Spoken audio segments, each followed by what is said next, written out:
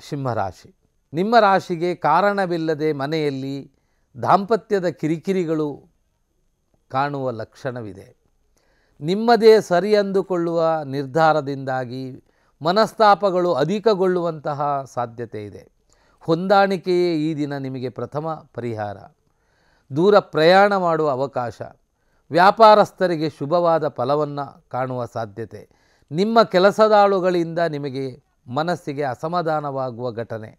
ಈ ದಿನ ಸಿಂಹರಾಶಿಯವರಿಗೆ ಮಿಶ್ರ ಫಲದಾಯಕವಾದಂತಹ ದಿನ ಜಾಸ್ತಿಯಾಗಿ ಕಾಣಿಸ್ತಾ ಇದೆ. ತಾವು ಈ ದಿನ ಸೂರ್ಯ ನಾರಾಯಣ ದೇವರ ಪ್ರಾರ್ಥನೆಯನ್ನು ಹಾಗೆ ಶಿವದೇವರ ಪ್ರಾರ್ಥನೆಯಿಂದಲೂ ಒಳ್ಳೆಯ ಫಲ ಉಂಟಾಗುತ್ತೆ. ಕನ್ಯಾ ರಾಶಿ, ಸ್ವಲ್ಪ ಈ ದಿನ ತಾವು ಜಾಗ್ರತೆಯಾಗಿರಬೇಕು. ಬಂಧುಗಳೊಂದಿಗೆ ಕಲಹ, ಭೂ ಸಂಬಂಧಪಟ್ಟ ವಿಚಾರದಲ್ಲಿ ಅಸಮಾಧಾನ, ನಂಬಿ ಮೋಸ ಹೋಗುವಂತಹ ಸಾಧ್ಯತೆಗಳು, ಅಪರಿಚಿತರೊಂದಿಗೆ ವ್ಯವಹಾರ ಮಾಡಬಾರದು. ಮಡದಿ ಮಕ್ಕಳೊಂದಿಗೆ ಅಭಿಪ್ರಾಯ ವ್ಯತ್ಯಾಸಗಳನ್ನು ಕಾಣುವ ಸಾಧ್ಯತೆ, ಮಕ್ಕಳ ವಿಷಯದಲ್ಲಿ ಕೆಲವು ಚಿಂತೆಗಳು ಎದುರಾಗುವಂತಹ ಸಾಧ್ಯತೆ. ವ್ಯಾಪಾರಸ್ಥರಿಗೆ ಈ ದಿನ ಅಷ್ಟೇನು ಶುಭಪ್ರದವಾದ ಸಮಯವಲ್ಲ. ತಾವು ಮಾಡುವಂತಹ ವ್ಯವಹಾರದಲ್ಲಿ ಲಾಭ ಕಡಿಮೆಗೊಳ್ಳುವಂತಹ ಸಾಧ್ಯತೆಗಳಿರುತ್ತೆ.